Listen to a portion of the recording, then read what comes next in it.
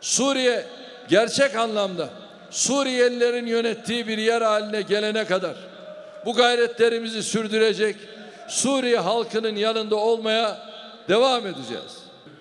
Aklı ve kalbi rehber edinmek yerine sadece nefis ve zeka üzerine kurulu bilginin çocuklarımıza aktarıldığı bir eğitim sistemi bizi haktan, hakkaniyetten, irfandan, hikmetten uzaklaştırıyor.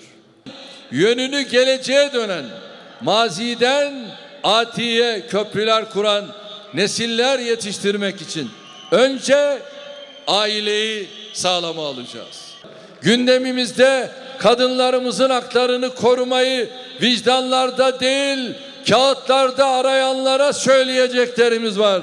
Gündemimizde kadınlarımızı dağa göndermek suretiyle arkasından da sahip çıktığını söyleyen namertler var.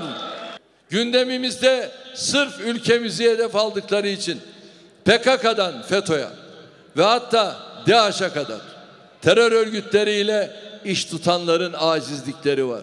Türkiye'nin yeni ve sivil bir anayasaya özellikle tartışma yolunu açması hem kendi tarihimizin hem de gelişen ve değişen dünya şartlarının kaçınılmaz bir gereğidir.